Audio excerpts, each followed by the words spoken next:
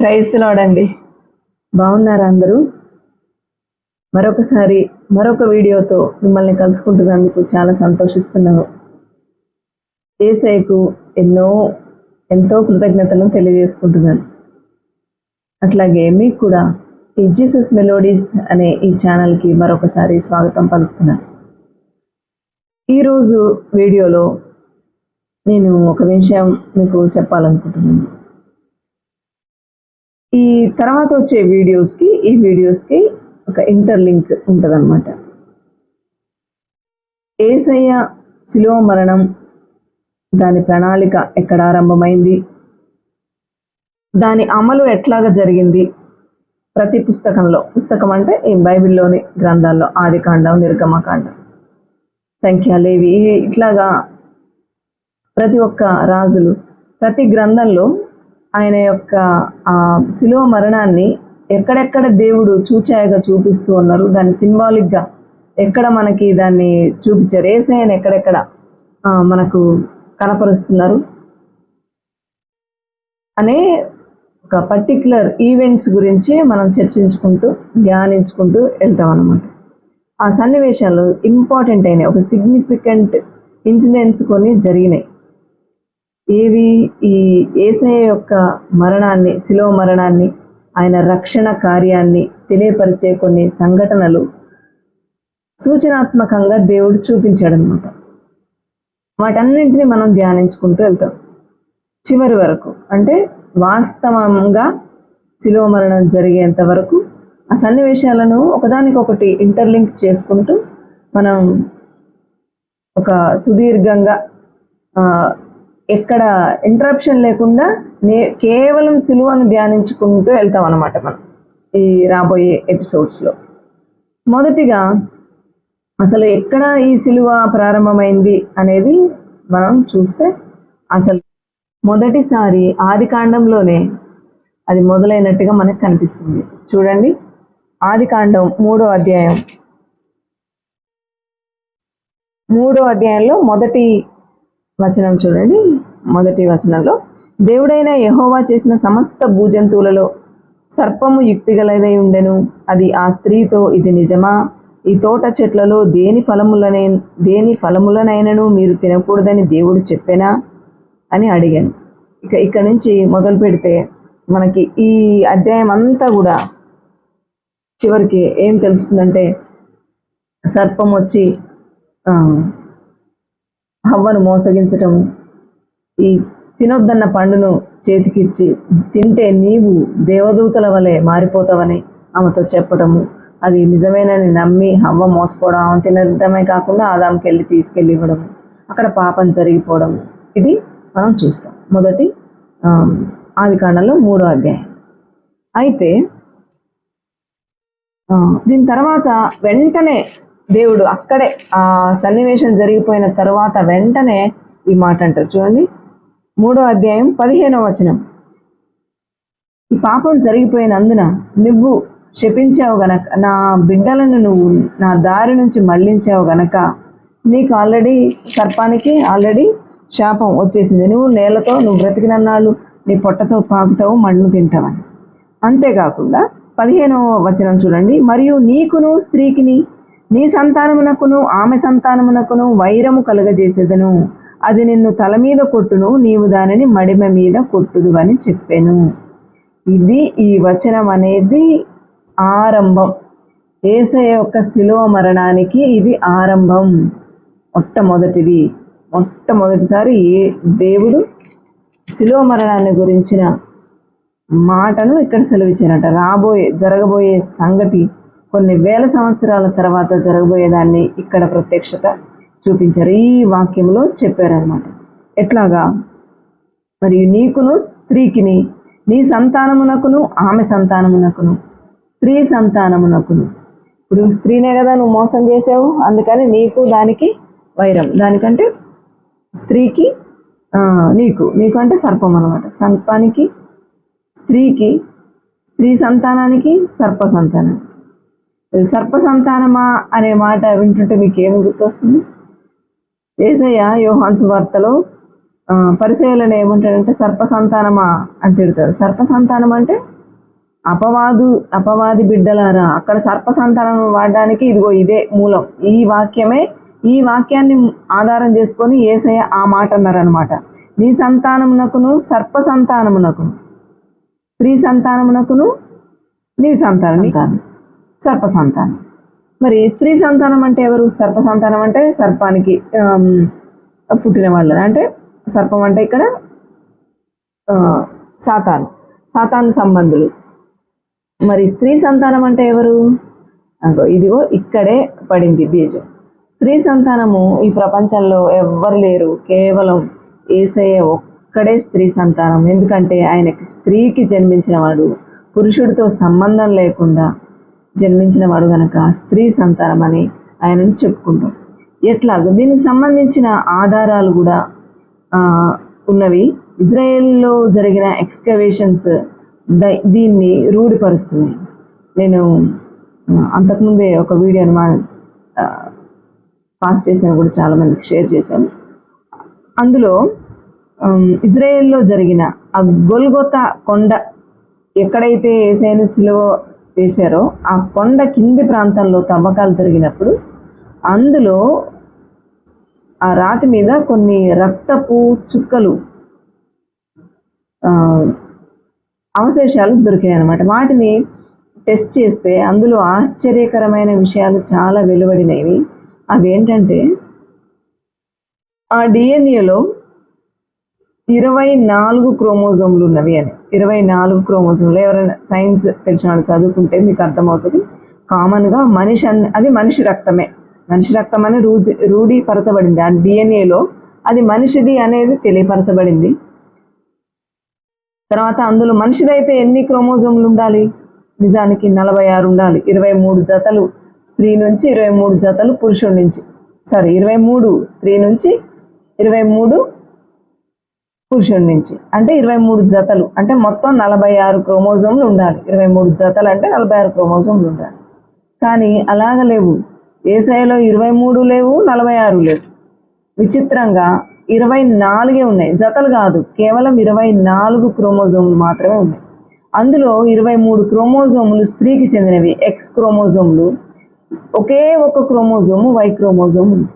మామూలుగా మనం అందరిలో ప్రపంచంలో మీరు ఎక్కడ తీసుకున్న ఏ మనిషినైనా సరే చూస్తే 23 పురుషుడివి ఉంటాయి, ఎక్స్వి ఉంటాయి, 23 వై క్రోమోజోమ్లు ఉంటాయి. యేసయ్యకు చెందిన ఆ రక్తంలో 23 ఏమో స్త్రీకి సంబంధించినవి క్రోమోజోమ్లు, అంటే ఎక్స్ క్రోమోజోమ్లు ఉన్నాయి. వైకి సంబంధించి ఒకే ఒకటి ఉంది. ఇంకా విచిత్రం ఏంటంటే ఈ వై క్రోమోజోమ్ ఎక్కడి నుంచి వచ్చిందంటే నేరుగా పరిశుద్ధాత్మ ద్వారా ప్రవేశపెట్టబడిన క్రోమోజోమ్, దేవుని అంశ. ఇకపోతే ఇంకొకటి ఏమన్నారంటే అది సజీవంగా ఉన్నదట. సజీవమైన రక్తం అని ఎట్లా తెలుసబడింది అంటే, నిజానికి ఒక మనిషి చనిపోయినాక కొన్ని గంటల్లోనే వైట్ బ్లడ్ సెల్స్ అనేవి చనిపోతాయి, ఉండవు. వైట్ బ్లడ్ సెల్స్ బ్రతికున్నవంటే వైట్ బ్లడ్ సెల్స్ బ్రతికున్నంతసేపు ఆ మనిషి బ్రతికున్నాడు, సజీవుడు అని అర్థం. అయితే ఈ వైట్ బ్లడ్ సెల్స్ అనేవి బ్రతికుండడం ఏంటి? అసలు టెస్ట్కే అందమంట అసలు వైట్ బ్లడ్ సెల్స్. అలాంటివి వైట్ బ్లడ్ సెల్స్ కూడా అందులో ఉన్నవి, అవి దొరికినవి, అవి సజీవంగా ఉన్నాయి అని చెప్తున్నారు.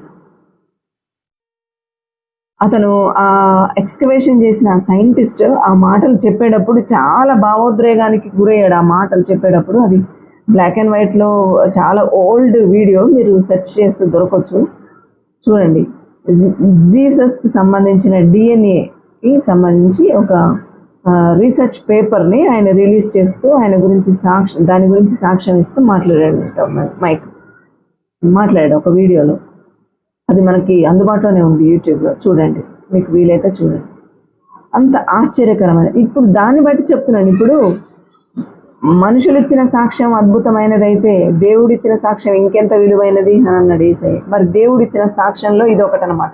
దేవుడు మనకు భూలోకంలో ఆయన సాక్ష్యము ఒకటి ఉంచాడు. ఒకటేంటి, అనేకమైన సాక్ష్యాలు ఉన్నవి. అసలు ఆ సాక్ష్యాలు ఇంకా ఏ వ్యక్తి యొక్క చరిత్రను కూడా ఇంకెవ్వరి చరిత్రను రూఢిపరచలేనన్ని అంశాలు యేసయ్య యొక్క ఉనికిని రూఢిపరిచేవి అనేకమైన ఎక్స్కవేషన్స్ అనేకమైన సాక్ష్యాలు దొరికినాయి. అందులో ఇది ప్రాముఖ్యమైనది, ఆయన రక్తం. అందుకని దీన్ని బట్టి ఏం తెలుస్తుందంటే ఈ బైబిల్లో రాసిన స్త్రీ సంతానం అనేది ఉందని, స్త్రీ సంతానము ఆయనేనని, నిజంగా ఆయన స్త్రీ సంతానమేనని రూఢిపరుస్తుంది. ఈ స్త్రీ సంతానానికి, సాతాను సంతానానికి ఏముంటుందంట, వైరం పెడతాను అన్నాడు. ఈ వైరం స్త్రీ సంతానం ఉండాలంటే ఎట్లా సాధ్యమవుతుంది? స్త్రీ సంతానం అనేది మనుషుల్లో ఉండదు కదా. మరి స్త్రీ సంతానము పుట్టిస్తాడనమాట ఆయన జరిగిస్తాడు. అంటే ఈ మాట నెరవేర్చడానికి కొన్ని వేల సంవత్సరాల తర్వాత దేవుడే స్వయంగా నరావతారై మానవుల్లాగా జన్మించి ఆ పాపాన్ని పరిహరించడానికి ఆ రోజే ప్రణాళిక ఏర్పాటు చేసుకున్నాడు. ఆ క్షణమే అది మొట్టమొదటి ప్రారంభం. దేవుడు భూలోకానికి దిగి రావడానికి, మన కోసం సిలువ ఎక్కి మరణించడానికి ఇక్కడ ఆరంభం జరిగింది. మూడో అధ్యాయం ఆదికాండంలో 15వ వచనం. ఇక నేను చర్చించబోయేది ఇంకొక విషయం ఏంటంటే, ఇందులో ఈ ప్రణాళికను వేసుకున్నాడు కదా దేవుడు, దీన్ని అమలు చేయడానికి మరొక 2 కార్యాలు దేవుడు ఈ ఆదికాండంలోనే చేశాడు. ఒక ప్రాముఖ్యత ఉన్నది వీటికి చాలా. ఒకటి ఏంటిదంటే, ఇదే 22వ వచనం చూడండి. 22వ వచనం, ఇదే అధ్యాయం ఆదికాండం 3వ అధ్యాయం 22వ వచనంలో, అప్పుడు దేవుడైన యెహోవా, ఇదిగో మంచి చెడ్డలను ఎరుగునట్లు ఆదాము మనలో ఒకని వంటి వాడాయను. మనలో అంటే ముగ్గురు దేవుళ్ళు కాదు, సారీ, ఒకే దేవుడు. ఆ ముగ్గురి అంశంతో ఆయన ఏక దేవుడై ఉన్నారు కదా. ఆ ముగ్గురుతోటి ఒకరికొకరు మాట్లాడుకుంటున్నారు, ముగ్గురు కలిసి మాట్లాడుకుంటున్నారని మనము అని అంటున్నారు. ఆదాము మనలో ఒకని వంటి వాడాయను అంటే తండ్రి, కుమార, పరిశుద్ధాత్మ మాట్లాడుకుంటున్నట్టుగా మనకు అర్థమవుతుంది. ఒకటి వంటి వాడాయను. కాబట్టి అతడు ఒకవేళ తన చెయ్యి చాచి జీవవృక్ష ఫలమును కూడా తీసుకొని తిని నిరంతరము జీవించునేమో అని దేవుడైన యెహోవా అతడు ఏ నేల నుండి తీయబడినో దాన్ని సేద్యపరచుటకు ఏదేను తోటలో నుండి అతని పంపివేసెను. అప్పుడు ఆయన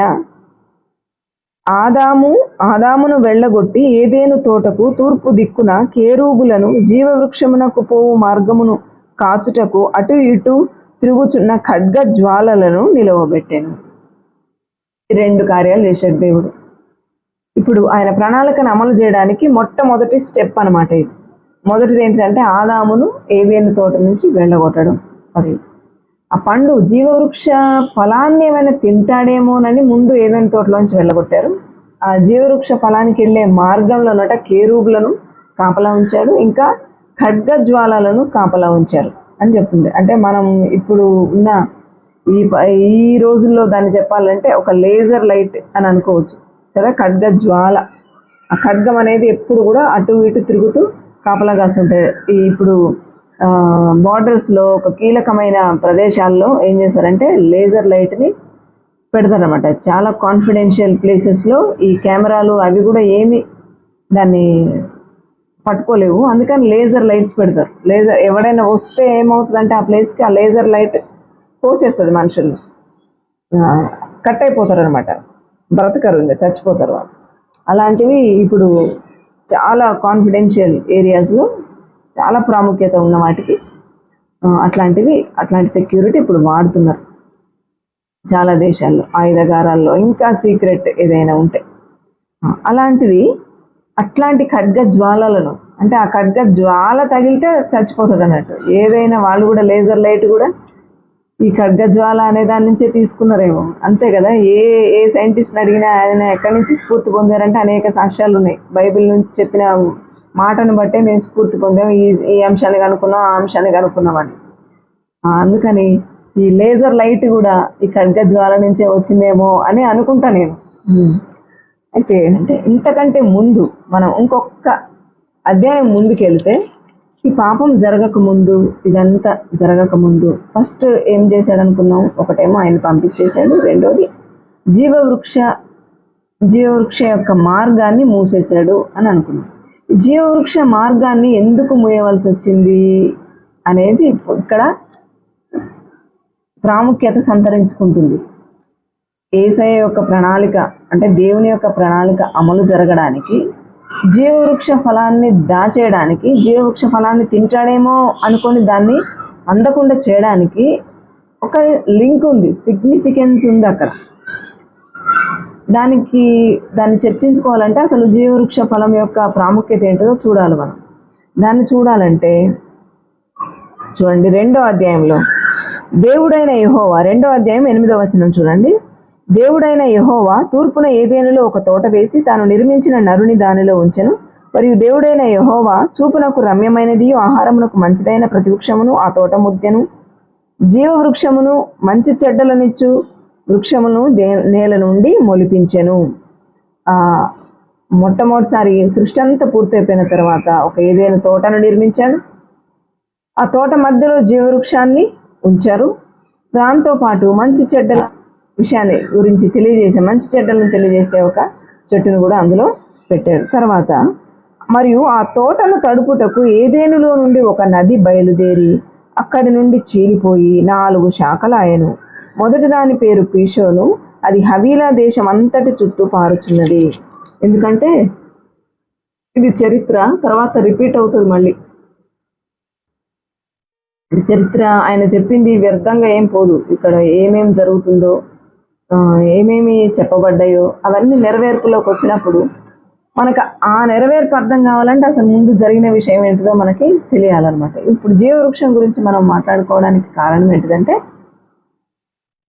పాపం జరిగింది, ఆయనను పంపించేసినప్పుడు జీవవృక్షం సంగతి ఎందుకు ఆయనకి వచ్చింది? జీవవృక్షానికి కాపలా పెట్టాల్సిన అవసరం ఏమొచ్చింది? ఇప్పుడు ఆయన చెయ్యి చాచి దానిని తిననేమో అని ఎందుకు అనుకోవాలి దేవుడు? ఎన్ని విషయాలు ఉండగా ఇప్పుడు ఆ జీవవృక్షం గురించి ఎందుకు ఆయనకంత పట్టుదల? దాని గురించి అసలు ఆలోచన చేయాల్సిన పని ఏమొచ్చింది అనేది మనం చూడాలి. ఏదేనులో తోట వేసి అనుకున్నాం కదా. ఈ ఏదేను తోట గురించి ఒకసారి మనం చూస్తే, ఏదేను తోట అనేది మన ఇంటి వెనకాల వేసుకునే తోట లాంటిదో, మన పొలంలో వేసుకునే తోట లాంటిదో కాదు.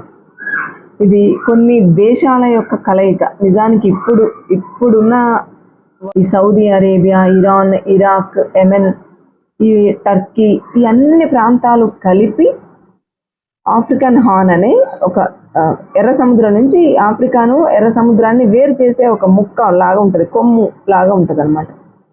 ఇథియోపియా అనే ప్రాంతము, ఇదంతా కూడా అన్ని కలిపి ఏదేను తోటను ఏర్పాటు చేశాడు దేవుడు. అదేమి చిన్న సన్న తోట ఏం కాదు, చాలా పెద్దది. కొన్ని దేశాలు విస్తరించి ఉందన్నమాట. ఎంతగా అది విస్తరించిందంటే 4 నదులు ప్రవహించేంత. అది అందులో ఒక్కొక్క నది, యూఫ్రటీస్ యొక్క నది యొక్క పొడవు చూస్తే 2800 కిలోమీటర్ల పొడవు ఉన్నట్టుగా తెలుస్తుంది. అంత పెద్ద విస్తారమైన నదులు అందులో ఆ తోటను తడపడానికి పెట్టాడు దేవుడు. ఏకంగా నదే పెట్టేశాడు కదా. మన తెలంగాణలో నదులు ఉన్నాయి, కృష్ణా గోదావరి నదులు ఉన్నవి. వాటిని కనుక చూస్తే అవి 4 రాష్ట్రాల గుండా ప్రవహిస్తుంది. కృష్ణా నది 4 రాష్ట్రాల్లో ప్రవహిస్తుంది. దాని అంతా పొడవు చూస్తే తిప్పి కొడితే 600 కిలోమీటర్లు కూడా లేదు, ఇంకా తక్కువే ఉంది, 590 అనుకుంటా హార్డ్లీ. అది గోదావరి నది పొడవు 750 కిలోమీటర్లు ఉంది అప్రాక్సిమేట్గా. ఇవి 750 కిలోమీటర్లు ఉన్నవి, 600 కిలోమీటర్లు ఉన్నవే 4 రాష్ట్రాల గుండా ప్రవహిస్తూ ఉంటాయి. ఇక 2800 కిలోమీటర్లు, 3000 కిలోమీటర్లు ఉన్న నదులు ఎన్ని రాష్ట్రాల గుండా ప్రవహిస్తాయి? రాష్ట్రాలు కాదు, అవి దేశాల గుండా ప్రవహించినాయి అన్నమాట. ఏ దేశాల గుండా ప్రవహించినాయి అంటే ఇక్కడ 4 నదుల గురించి చెప్తున్నారు. ఒకటి పీషోను, గీహోను, తర్వాత హిద్దెకెను, ఆ తర్వాత యూఫ్రటీస్. 4 నదుల గురించి ప్రస్తావన జరుగుతుంది. పీషోను అనేది హవీలా దేశం చుట్టూ ప్రవహిస్తుంది అని చెప్పారు. ఈ హవీలా దేశం ఎక్కడుందని చూస్తే, ఒకవేళ మీకు వీలైతే నేను ఫొటోస్ పెడతాను చూడండి. ఈ హవీలా దేశం అంటే మనం సెర్చ్ చేస్తే ఇప్పటి యెమెన్ దేశాన్ని అప్పుడు హవీలా దేశం అన్నారని చరిత్రకారులు చెప్తున్నారు. సైంటిస్టులు ఉంటారు కదా, ఎక్స్కవేషన్స్ చేసేవాళ్ళు, ఆర్కియాలజీ డిపార్ట్మెంట్ వాళ్ళు నిర్ధారించింది ఏంటంటే బైబిల్లో చెప్పబడిన హవీలా దేశం అనేది ఇప్పటి యెమెన్ అని చెప్తున్నారు. ఆ తర్వాత కూషు దేశము అని ఇంకొకటి చెప్పబడింది. కూషు దేశం, దీంట్లో గీహోను నది, కూషు దేశంలో ప్రవహించేది గీహోను నది. ఈ కూషు దేశం అనేది ఇప్పుడున్న ఇథియోపియా దేశంగా చెప్తున్నారు. ఆ తర్వాత హిద్దెకేను నది, హిద్దెకేను అని అంటే ఇప్పుడున్న టైగ్రిస్ నది. ఆ తర్వాత యూప్రటీస్ నది, యూప్రటీస్ అంటే ఇప్పుడు కూడా దాని పేరు యూప్రటీసే. ఇవి రెండు, టైగ్రిస్ అండ్ యూప్రటీస్ నదులు ఇరాక్, టర్కీలలో ప్రవహిస్తున్నాయి ప్రస్తుతం. అంటే ఇరాక్, ఒకప్పుడు ఈ 4 నదులు ఉండేవి కదా, జల ప్రళయం తర్వాత ఏమైందంటే మొత్తం భూగోళం అంతా కూడా జలంతో నిండిపోయి దాని రూపమే మారిపోయింది. ఈ జల ప్రళయం సంభవించిన తర్వాత ఈ పీషోను, గీహోను నదులు దాని ఉనికిని కోల్పోయినాయి, అసలు లేవరు, ఎందులోనో కలిసిపోయినాయి, పూడిపోయినాయి, నదులు లేవు. ఓన్లీ ఇప్పుడు ప్రపంచ పటంలో 2 నదులు కనిపిస్తున్నాయి, ఒకటి టైగ్రిస్, ఇంకోటి యూప్రటీస్. ఒకప్పుడు ఈ టైగ్రిస్, యూప్రటీస్ నదులు ప్రవహించే ప్రాంతాన్ని ఏమన్నారంటే మన పాత నిబంధనలో చూస్తే బబులోన్ సామ్రాజ్యం, మెసపటోమియా అని పిలిచారు. ఇప్పుడు దాన్ని ఇరాక్ అని పిలుస్తున్నాం. ఈ ఇరాక్, ఇరాన్, టర్కీ ఈ ప్రాంతాలన్నిటిలో కూడా అప్పుడు ఈ ఏదేను తోట విస్తరించి ఉందన్నమాట. యెమెన్, సౌదీ అరేబియా, ఈ కంట్రీస్ అన్నీ కూడా ఒకప్పుడు పచ్చగా ఎంతో బాగుండేవి. ఈ జల ప్రళయం సంభవించిన తర్వాతనే అవంతా ఎడారిలాగా మారినాయి, బట్ రూపమే మారిపోయింది. లేకపోతే దేవుడు స్వయంగా ఎన్నుకున్న ఆ మిడిల్ ఈస్ట్ అంటే ప్రపంచం యొక్క మధ్య ప్రాంతం అన్నమాట. దాదాపు అది ఇజ్రాయెల్ అనేది ఎగ్జాక్ట్గా ప్రపంచానికి మధ్య బిందువు అయితే ఈ ఇజ్రాయెల్కి చుట్టుపక్కల ఉన్న ప్రాంతాలే కదా ఇవన్నీ, దాని సరిహద్దుల్లో ఉన్నవే ఇవన్నీ. ఇదంతా కూడా ఒకప్పుడు ఎంతో సస్యశ్యామలమైన ప్రాంతం, దేవుడి యొక్క కోపాగ్నికి బలైపోయింది. అది ఆ పచ్చదనం అనేది పోయింది, ఎడారిలాగా అయిపోయింది.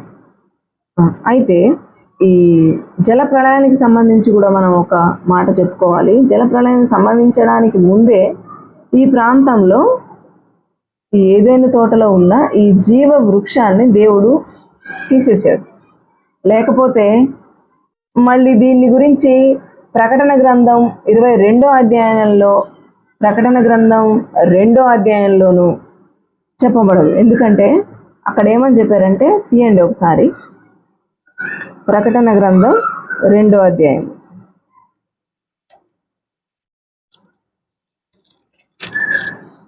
2వ అధ్యాయంలో 7వ వచనం, చెవిగలవాడు ఆత్మ సంగములతో చెప్పుచున్న మాట వినుగాక, జయించువానికి దేవుని పరదైసులో ఉన్న జీవ వృక్ష ఫలములను భుజింపనిత్తును.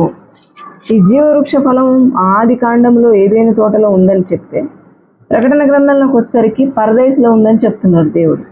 అంటే అక్కడి నుంచి ఈ జల ప్రళయానికి ముందే దాన్ని తొలగించేసి పరదైసులో దాన్ని నాటించినట్లుగా మనం అర్థం చేసుకోవచ్చు. మరొక చోట జీవవృక్ష ఫలం గురించి రాసి ఉంది 22 ప్రకటన, అదే ప్రకటన గ్రంథంలో 22వ అధ్యాయం చూడండి. 22వ అధ్యాయము స్టార్టింగ్ మొదటి వచనం, మరియు స్ఫటికము వలె మెరయునట్టి జీవ జలముల నది దేవుని యొక్కయు గొర్రెపిల్ల యొక్కయు సింహాసనమునొద్ద నుండి ఆ పట్టణపు రాజవీధి మధ్యను ప్రవహించుట ఆ దూత నాకు చూపెను. ఆ నది యొక్క ఈవలను ఆవలను జీవవృక్షం ఉండెను. ఇక్కడ చాలా కాంట్రాస్ట్ ఉంటుంది, చాలా గమ్మత్తుగా ఉంటుంది. నదేమో ప్రవహిస్తుంటుంది, నదికి ఇటుపక్క అటుపక్క జీవవృక్షం ఉందట. ఒకే చెట్లు కాదు, జీవవృక్షములు కాదు, జీవవృక్షం ఒకటే జీవవృక్షము. అది ఈ నది ఒడ్డున, నదికి ఈ ఒడ్డున ఉంది, ఆ ఒడ్డున ఉంది అంటున్నాడు. ఎట్లా ఉండాలి అట్లా ఉంటే? అంటే వేరు 2గా చీలి ఉండాలి అంతే, లేకపోతే ఈ రకమైన నిర్మాణం ఉండదు. అంటే ఆ జీవవృక్షం అనేది రెండిటికి కూడా ఇట్లా బ్రిడ్జ్ లాగా ఉన్నట్టుగా ఇట్లా ఎదుగుతుందని చెప్పవచ్చు. వీలైతే ఏదైనా గ్రాఫికల్ పిక్చర్ ఉంటుంది, దాన్ని పెడతాను చూడండి మీరు. అట్లా ఉండే ఛాన్స్ ఉంది. ఈ చెప్పిన దాన్ని బట్టి ఖచ్చితంగా జీవవృక్షం ఉంటే అట్లాగే ఉండాలి.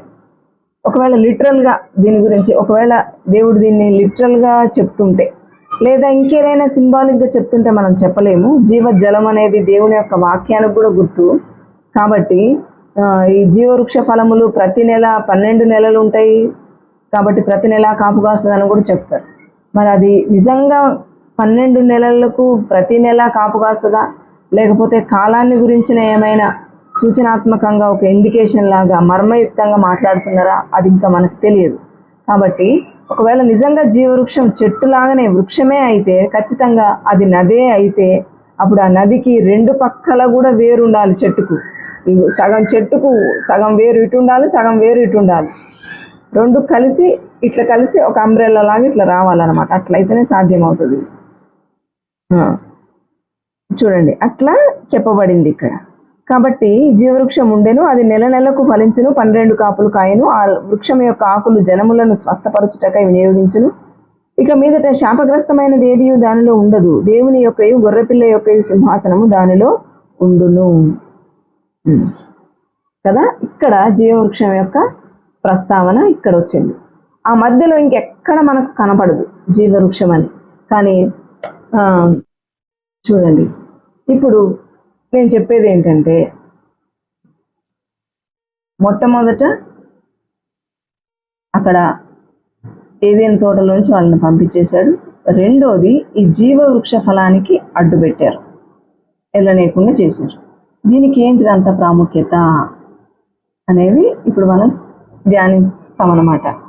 ధ్యానంలో జీవవృక్ష ఫలానికి అంత ఇంపార్టెన్స్ ఎందుకు? వెంటనే ఎన్నో జరిగిపోవాలి, ఇప్పుడు వెంటనే దాన్ని ఎందుకు దేవుడు దాన్ని కాపాడాడు, దాన్ని పక్కన ఎందుకు ఉంచాడు అన్నది మనం లోతులోకి వెళ్తే మనకు అర్థమవుతుంది.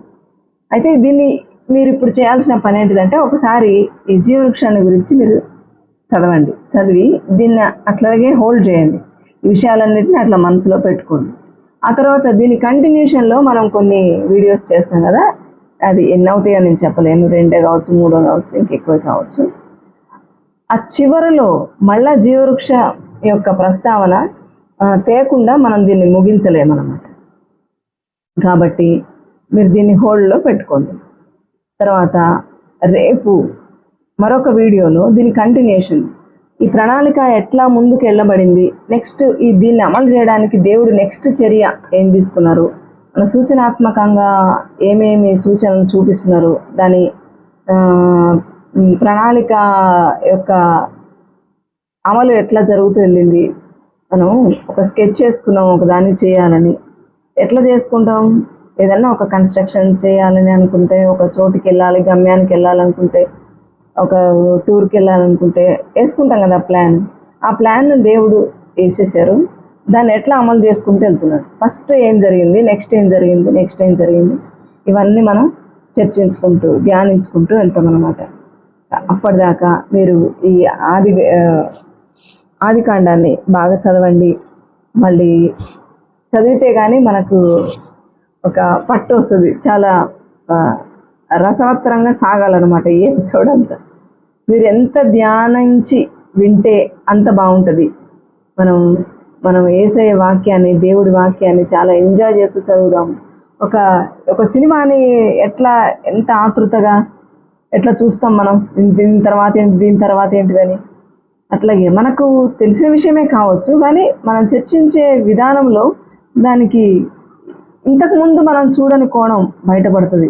కాబట్టి మీరు జాగ్రత్తగా దాన్ని ఫాలో అవ్వాలని, ఆసక్తిగా వినాలని నేను కోరుకుంటున్నాను. యేసయ్య చిత్తమైతే మళ్ళీ మరొక ఎపిసోడ్లో కలుసుకుందాం. అంతవరకు ప్రైజ్ ది లార్డ్. ఈ వీడియోని ఖచ్చితంగా మీరు మీ బంధువులకు, స్నేహితులకి షేర్ చేయండి. ముందు మీరు సబ్స్క్రైబ్ చేయండి, ఆ తర్వాత కామెంట్ చేయండి, లైక్ కూడా చేయండి. Okay, thank you.